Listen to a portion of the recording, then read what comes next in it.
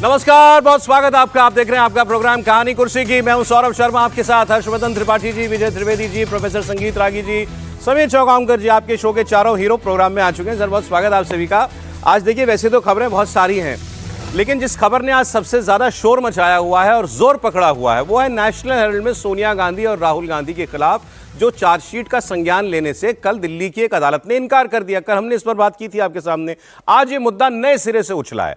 कांग्रेस कह रही है, देखिए ये तो हम कह रहे थे पहले दिन से ये फर्जी मामला है, इसमें कुछ दम नहीं है और ये और केवल वैमनस्य की भावना से ये सरकार कर रही है। आज इसमें बहुत सारी नई डेवलपमेंट आई, ईडी के सोर्सेज से बहुत सारी बातें इसमें कही गई हैं, वो हम आपको बताएंगे। आज बीजेपी ने भी इस पर एक बाकायदा प्रेस कॉन्फ्रेंस करके ये बताने की कोशिश की कि ये ना समझें आप कि ये जो जांच का फंदा है ये गांधी परिवार के गले से, सोनिया राहुल गांधी के गले से उतर गया।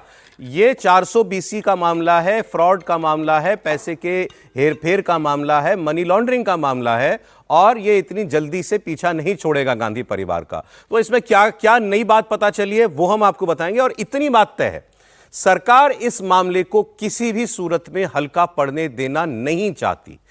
अब हुआ यह कि कल अदालत ने कहा कि ईडी क्यों इस मामले की, हम इसकी चार्जशीट का संज्ञान इसलिए नहीं ले रहे क्योंकि आपके पास कोई प्राथमिकी नहीं है, मतलब कोई एफआईआर नहीं हुई। कोई पुलिस एफआईआर करती, सीबीआई एफआईआर करती, वो आपको जांच देती, आप ईडी उसमें आपका काम मनी लॉन्ड्रिंग जांचना है, आपको मनी लॉन्ड्रिंग का कोई सिरा मिलता, आप उसको पकड़ते, जांच करते, फिर मेरे पास आते। लेकिन आपने तो एक इंडिविजुअल सुब्रमण्यम स्वामी की शिकायत पर यह मामला लिया था। अब इस पर आप ये नहीं कह सकते कि हमें इसमें गड़बड़ दिख रही है, ये आपका अधिकार नहीं है। ये गड़बड़ की एफआईआर होनी जरूरी है। इतनी बात कल अदालत ने कही थी। अब आज क्या हुआ इसमें, सबसे पहले खड़गे साहब की बात मैं आपको सुनाऊंगा। खड़गे साहब आए और खड़गे साहब ने वही बातें जो कहा। देखिए, सत्यमेव जयते के पोस्टर लेकर पार्लियामेंट में कांग्रेस के सांसद पहुंचे हुए थे। ट्रूथ विंस, ये सच्चाई की जीत है कि अदालत ने यह कहा कि हम पर केस नहीं बनता, ईडी हमारी जांच नहीं कर सकती। कांग्रेस के सारे सांसद सत्यमेव जयते का बड़ा सा बैनर लेकर के आज पार्लियामेंट के अंदर पहुंचे हुए थे। लेकिन क्या ऐसा है, कोई फैसला आया है क्या? सबसे पहली बात, अदालत ने ईडी से यह कहा आप अपनी जांच जारी रख सकते हैं। ईडी की जांच पर कोई रोक नहीं है, ईडी अपनी इन्वेस्टिगेशन करेगी। लेकिन क्या यह ईडी के लिए झटका था? इसकी बात आपको बताते हैं। ईडी कह रही है झटका है, लेकिन तात्कालिक झटका है। हम पर यह आरोप है या हमसे कहा गया कि आपके पास कोई शिकायत नहीं थी, एफआईआर नहीं थी, आपने इंडिविजुअल की शिकायत पर चार्जशीट दाखिल की है और इससे हम इसका संज्ञान नहीं लेंगे। मनी लॉन्ड्रिंग का जो प्रमाण आप हमें देना चाहते हैं उसके लिए भी मुझे प्राथमिकी की जरूरत होगी जिस पर आपका केस खड़ा होगा। अदालत की तरफ से सिर्फ तकनीकी आधार पर चार्जशीट को अस्वीकार किया गया, ये ईडी के सोर्सेस कह रहे हैं। उसमें दिए गए तथ्यों या सबूतों के ऊपर, चार्जशीट में, उसके ऊपर कोर्ट ने कोई सवाल नहीं उठाया। केस के मेरिट डिमेरिट पर कोई सवाल नहीं किया। वो ईडी जो मुख्य तौर पर 80 करोड़ रुपए की मनी लॉन्ड्रिंग का मामला लेकर के गई थी सोनिया गांधी और राहुल गांधी के खिलाफ, उस पर कोई टिप्पणी कोर्ट की नहीं है। तो ईडी का कहना यह है कि यह जरूर है कि तात्कालिक झटका है, लेकिन इसका भी इंतजाम हमारे पास पहले से था और हम मान रहे थे कि ऐसा कुछ अदालत हमें कह सकती है। इसीलिए दिल्ली पुलिस की अक्टूबर महीने में आर्थिक अपराध शाखा की एक एफआईआर हुई है इसी मामले में, जो 420 और सुनियोजित साजिश के आरोप लगाकर जांच कर रही है। अब ईडी का कहना यह है कि कोर्ट ने मेरी जांच पर रोक नहीं लगाई और एफआईआर दिल्ली पुलिस की हो चुकी है। अच्छा, कोर्ट ने भी कहा कि इस मामले में दिल्ली पुलिस की एफआईआर हुई है, लेकिन इसका मतलब यह नहीं कि मैं नई एफआईआर पे पुरानी जांच स्वीकार कर लूं।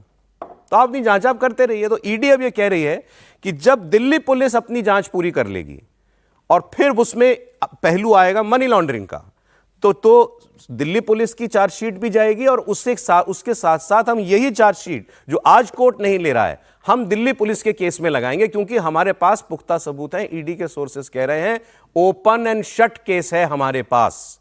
2017-18 के अंदर फर्जी इनवॉइसिंग के जरिए कहीं किराया दिखाया, कहीं दान दिखाया, 80 करोड़ रुपया आया और वो शुद्ध मनी लॉन्ड्रिंग है। आप कहेंगे लेकिन ये तो मूल मामला ही नहीं था।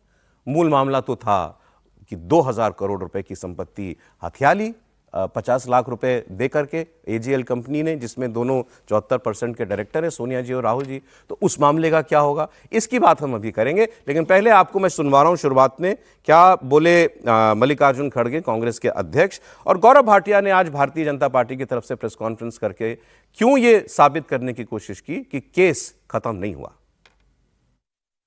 आज मनी लॉन्ड्रिंग, सीबीआई ऐसे एजेंसीज को उपयोग करके हमारे कांग्रेस नेताओं को बदनाम कर रहे हैं। खासकर गांधी फैमिली को उन्होंने सताने के लिए ही ये केस डाला है, नहीं तो इसमें कुछ नहीं है। और कोई एफआईआर नहीं है, कोई प्राइवेट पर्सन एफआईआर डालता है, उसके ऊपर एक कार्रवाई करते हैं।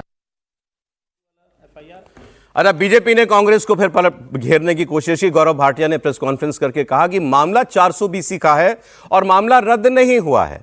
पूरा गांधी परिवार बेलगाड़ी परिवार है, मतलब पूरा परिवार बेल पर है।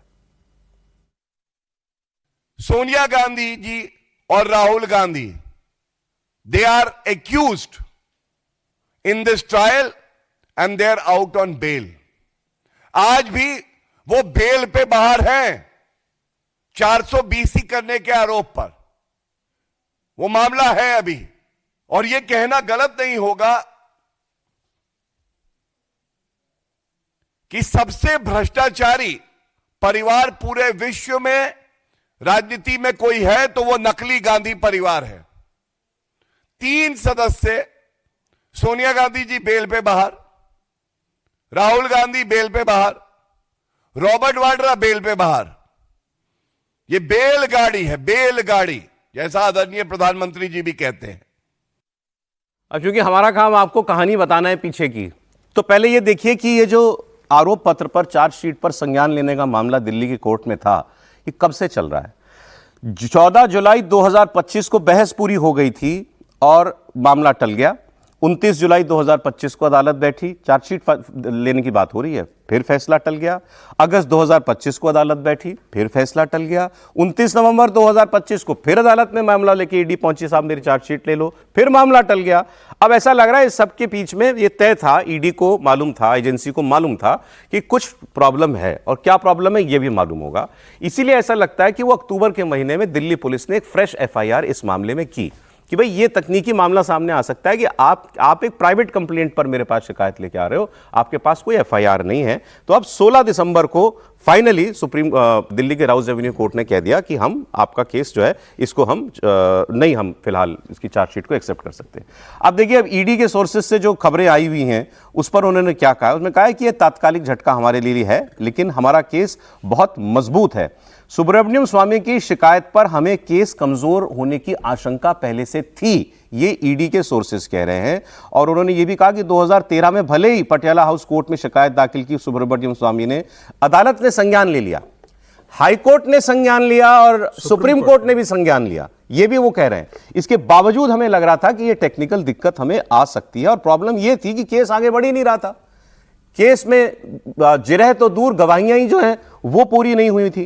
तो अब ईडी कह रही है कि मेरा मामला ओपन एंड शट केस है। 2017-18 में नेशनल हेराल्ड में 80 करोड़ रुपए की मनी लॉन्ड्रिंग के सबूत हमारे पास हैं। दिल्ली पुलिस की जांच जब पूरी हो जाएगी, हम ये अपनी चार्जशीट मनी लॉन्ड्रिंग की उसके साथ लगाएंगे, दोनों केस साथ साथ चलेंगे। अब त्रिपाठी जी, लेकिन वो 12 साल का क्या हिसाब है? ये जो 2013 से शिकायत के बाद से आज एजेंसी 2025 की एफआईआर के भरोसे है। कल भी हम ये बात कर रहे थे ना, थोड़ा सा पलट लें इसको सौरभ जी। 2013 से 2025 आ गया, न्यायपालिका आज इंतजार कर रही थी। एजेंसी तो जो काम उसको करना था वो उसने किया, ये भी सही। और उस वक्त तो न ये सरकार थी, न ये कह सकते हैं कि एजेंसी इस सरकार के दबाव में काम कर रही थी। 2012-13 से 2025 आ गया, सेशन कोर्ट से स्पेशल कोर्ट तक मामला चला गया, और उसकी जो पूरी आप देखें तो साफ साफ है कि क्या मसला है। पैसा इधर से उधर गया, हेर फेर हुई है।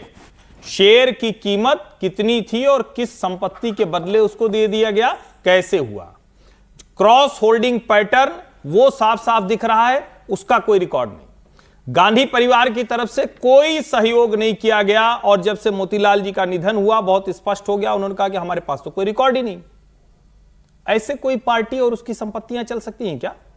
और इस सब से ऊपर जो काम किसके लिए था, अखबार चलाएंगे, इससे एक चैरिटी वाला काम होगा, उसमें क्या किया गया, रेंट वसूला गया।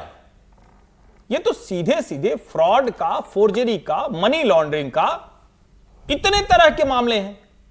इतने दिनों में न्यायालय क्या प्रतीक्षा कर रहा था कि एफआईआर होगी, और अब एफआईआर हो गई तो इसके बाद इस पर बहस होगी। लेकिन हां, ईडी के लिए झटका है कि उसको इतने समय से क्यों नहीं आ रहा था कि यह तैयारी उसको करनी चाहिए थी, क्योंकि ईडी का बेसिक प्रीमाइस होता है कि किसी न किसी एफआईआर के आधार पर उठाती। हालांकि मनी लॉन्ड्रिंग का मामला आता है तो वो पिक करते हैं, लेकिन कोई एक एजेंसी एफआईआर करना चाहिए, बिना किसी एक एजेंसी के नहीं कर सकती। जरा इसको एक सेकंड, जरा सर 10 सेकंड लूंगा।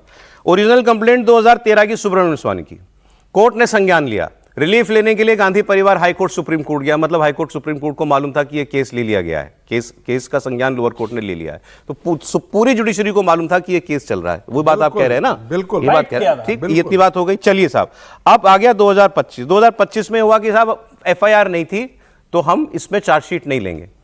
दो मामले अलग अलग हैं, 2000 करोड़ रुपए की संपत्ति को हथियाने की साजिश और मनी लॉन्ड्रिंग तो 80 करोड़ की पकड़ रही है ना, अभी भी 80 करोड़ ही कह रही है ईडी। तो क्या अब ये जो अक्टूबर 2025 की दिल्ली पुलिस की जांच, वो 2000 करोड़ रुपए की संपत्ति हथियाने की करेगी मोटा मोटा, और ईडी 80 करोड़ की मनी लॉन्ड्रिंग की जांच करेगी।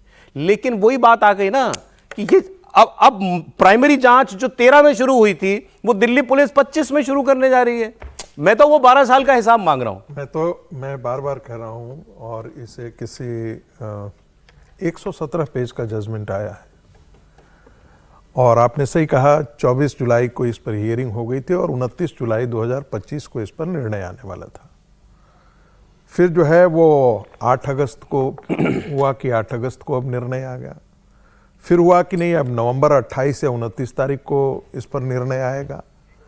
और वो ये 3 बार टलता गया, मुझे लगता है। और फिर आकर के केस आकर के कहां ठहर गया, जहां 2013 में खड़ा था केस।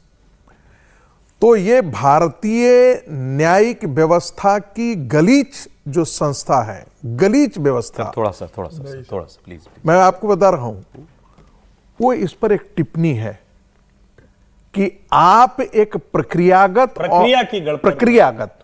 मैं बता रहा हूं उसे, प्रक्रियागत और सब्सटैंटिव जस्टिस दो चीजें होती हैं, एक प्रोसीड्यूरल और एक सब्सटैंटिव। यदि गलत था तो कायदे से उसी समय यह खत्म हो जाना चाहिए था। और यदि इतने दिनों तक 13 साल तक हाई कोर्ट ने एक्सेप्ट किया, सुप्रीम कोर्ट ने एक्सेप्ट किया, तो फिर मुझे लगता है कि इस प्रक्रियागत आधार पर एक्सेप्ट करने में कोई बुराई नहीं मानी जानी चाहिए थी। और यदि है ऐसा, तो यही कारण है कि इस देश में न्याय व्यवस्था के बारे में लोग कहता है कि वो इतनी खर्चीली व्यवस्था है, इतने लंबे खींचती है कि आप उससे न्याय की उम्मीद ही नहीं कर सकते। इससे जुडिशियल सिस्टम एक्सपोज हुआ है, पूरी जुडिशियल सिस्टम इससे एक्सपोज हुआ है कि 13 साल केस चलते चलते आज आकर के कहां पर खड़ा है। लेकिन ये तो बात सही कही प्रोफेसर साहब ने ना, अब ईडी भी अक्टूबर 2025 की दिल्ली पुलिस की एफआईआर के भरोसे है, तो दिल्ली पुलिस तो अब शुरू कर रही है ना अपना काम। बिल्कुल, तो मतलब अब सब कुछ नए सिरे से होगा निश्चित रूप से। जब दिल्ली पुलिस ने जो मामला दर्ज किया, और जो ईडी का भी मानना था, ये डर था कि भाई सुब्रमण्यम, हालांकि ये बता दो, इसको चैलेंज करने जा रही है हाई कोर्ट में ईडी। बिल्कुल, और जिस तरीके से सुब्रमण्यम स्वामी ने दर्ज किया था, ये लग रहा था कि बाद में भाई वो उनके कारण ये केस वीक होगा, या वो विड्रॉ कर सकते हैं, या किसी तरीके से इस मामले को कमजोर कर सकते हैं। तो फिर दिल्ली पुलिस ने इस मामले को दर्ज किया है, और ईडी को जब लगा कि भाई अगर हम जा रहे हैं और हमें इस बात के लिए कोर्ट से डांट पड़ेगी कि भाई पहले तो एफआईआर दर्ज नहीं हुई, बिना एफआईआर के आप ईडी ने जांच कैसे शुरू कर दी, क्या किसी संस्था ने इसके एफआईआर दर्ज की है, तो मुझे लग रहा है कि ईडी को लगा होगा कि हमसे एक भारी ऐतिहासिक भूल हो गई है और इस मामले में हम कोर्ट में टिक नहीं पाएंगे। तो उन्होंने कहा भविष्य में यह मामला बना रहे, इसके लिए पहले दिल्ली पुलिस से एफआईआर दर्ज करा दी जाए। अब दिल्ली पुलिस ने एफआईआर दर्ज की है, इस एफआईआर के आधार पर अब दिल्ली पुलिस राहुल गांधी और सोनिया गांधी को बुलाएगी, वो उनसे बातचीत होगी। उसके बाद मुझे लगता है कि ईडी अब नए सिरे से इस मामले को लेकर जाएगी लेकिन ईडी जैसी एजेंसी और इतने तमाम बड़े सीनियर एडवोकेट जनरल है, इतने सलाह देने वाले लोग, उन्हें क्या इतनी बेसिक प्रिंसिपल नहीं पता था कि भाई जिस आधार पर आप जॉब कर रहे हो वो कोर्ट के अंदर नहीं ये टिकेगा? उल्टा पूछ रहे हैं, ये लोअर कोर्ट से लेकर सुप्रीम कोर्ट तक मामला गया तो वहां किसी को नहीं पता चला कि किसकी शिकायत पे हो रही है हाई जांच? Court, lower court, supreme court तो आप छोड़िए, एजेंसी तो आपको न्याय दिलाने के लिए जा रही थी ना कि भाई सोनिया गांधी और राहुल गांधी अपराधी, हम प्रूव करेंगे। तो आपको तो अपना होमवर्क पक्का करना चाहिए था ना, आपको सारे प्लस और माइनस की तैयारी करके जाना चाहता कि भाई विपक्ष उनकी तरफ से जो वकील खड़ा होगा ये मुद्दे उठाएगा। तो सुप्रीम कोर्ट में भी हुई थी, आप तरफ से आप क्या तैयारी करके गए? आपको मालूम था कि इस पे आपको मुंह की खानी पड़ेगी? ये बताता है कि किस तरीके से एजेंसियां काम करती है और जिस तरीके से ईडी बदनाम हो चुकी है पूरे देश के अंदर सारे मामले को लेकर, ये उसमें एक और कर अब दिया। सर केस ही गलत है, एजेंसी की गलती है, जुडिशियल प्रोसेस की गलती है, क्या है? एक तो मैं अपने आप को नहीं शामिल कर रहा कि आप जुडिशियल सिस्टम को गलीच व्यवस्था कहें। आप कर रहे हो तो अपने को कर ले, मैं नहीं कर रहा इसमें, पहली बात। दूसरी बात, ये जो बहस हो रही है ना कि ईडी ने ध्यान नहीं दिया या जुडिशरी ने दिया, मेरा सवाल बेसिक यह है कि ईडी आई कैसे इस केस में? ईडी को ये केस कैसे जांच करने का अधिकार मिला और ईडी ने जांच क्यों की? पहले तो ये बताइए मुझे। ईडी का तो सिस्टम है ना, ईडी को कोई रेकमेंड करता है, जैसे एम्स है तो एम्स क्या है? हॉस्पिटल। एम्स में आप सीधे इलाज के लिए नहीं जा सकते, वो रेफरल हॉस्पिटल है, समझते हैं? तो ईडी जो है वो रेफरल एजेंसी है, वो डायरेक्ट केस नहीं लेती। सीबीआई, पुलिस कोई जो है उसको एफआईआर करता है और वो कहता है भाई ये मनी लॉन्ड्रिंग का केस है इसलिए आप इसको देखिए। तो किसी ने तो कहा नहीं, तो ईडी को सपना आया कि वो आके भैया मैं देखता हूँ आपके अधिकार क्षेत्र में जो चीज़ नहीं है वो आपने कैसे ली। पहले इसका जवाब ईडी ने दिया? नहीं दिया। अब आप कह रहे हैं कि नहीं ईडी को झटका क्या लगा? वो तो जब ये केस की हियरिंग हो रही थी तो कांग्रेस की तरफ से अभिषेक मनु सिंघवी ने इस पॉइंट को रखा कि भाई ये कैसे ईडी इस केस को कर रही है, और जिस दिन ईडी ये केस रखा गया उसके बाद ये फैसला इतने दिन टला, उसके बाद पुलिस की तरफ से ईओडब्ल्यू करवाई गई। तो ये है पहला मुद्दा। तो यह है कि ईडी को जरूरत क्यों पड़ी? आप खड़े हुए हैं सौरभ जी, तो सौरभ जी के लिए सपना आ रहा है कि ईडी मनी लॉन्ड्रिंग कर रहे हैं सौरभ जी? मतलब कोई बेसिक कारण ही नहीं मुझे पता कि ईडी क्यों इसमें है इन्वॉल्व। मैं आपकी बात से सहमत हूं। हाँ। वो तो कोर्ट ने कही दिया, तो इसमें तो ये तो फैक्ट है। हाँ। कि भाई जो आप कह रहे हैं तो फैक्ट है, कोर्ट ने कहा है। अब दूसरी बात आप जो कह रहे हैं, जो आगे पढ़ रहे हैं कि भाई कोर्ट में क्यों नहीं गए, कोर्ट वालों ने क्यों नहीं कहा? कोर्ट ने क्यों नहीं कोर्ट कहा? को सिस्टम ही नहीं आप समझते। इसका मतलब कोर्ट में तो जो चीज रखी जा रही है उस पर होता है। सारे कोर्ट में क्या हो रहा है इसका जवाब एक कोर्ट नहीं दे सकता। जो कोर्ट सुन रहा है उसमें जो वकील जिस चीज को रखते हैं फाइल को, उस पर कोर्ट हियरिंग करता है। मैं आपको मेरे से बहुत ज्यादा जानकारी है। जब बेल लेने के लिए सोनिया जी, राहुल जी हाई कोर्ट गए या सुप्रीम कोर्ट गए जी, तो ये बोला ना कि मेरी जांच कर रही है एजेंसी, एजेंसी से बेल लेनी थी ना। एजेंसी नहीं, वो सीबीआई का मामला था। 420 की और मनी लॉन्ड्रिंग अलग अलग चीज है सर। आप बहुत सारी चीजों को मिक्स कर रहे हैं। नहीं। 420 अभी भी चल रहा है, इसलिए जो गौरव भाटिया कह रहे हैं वो ठीक कह रहे हैं कि वो अपराध मुक्त नहीं हुए हैं। नहीं, सीबीआई का केस कब का केस है? वो 13 का चल रहा है। 13 का चल रहा है ईडी का नहीं है ना। और ये कहना कि नहीं उस समय चल रहा था, तो ईडी तो उस समय नहीं थी। ईडी तो मोदी सरकार आने के बाद इसमें इन्वॉल्व हुई है। तो जो सीबीआई, इसलिए बहुत सारी चीजों को मिक्स मत कीजिए। नहीं, अच्छा किया आपने बता दिया। तो मतलब ओरिजिनल जब सुब्रमण्यम स्वामी कंप्लेंट भी है उस वक्त सीबीआई ने केस लिया और ईडी ने भी केस लिया। नहीं, ईडी ने उस समय केस नहीं लिया, मोदी सरकार आने के बाद 2016 के बाद हुआ। ठीक है, तो मतलब सीबीआई को ठीक से रखिए। मैं तो सरकार की तरफ से, मतलब सरकार मतलब सीबीआई को आप तो एक तरफ है। सीबीआई को ये केस प्रोसीजरली हैंडओवर देना था कि भाई आप इस मामले की इसमें आप ये जांच कीजिए ईडी को।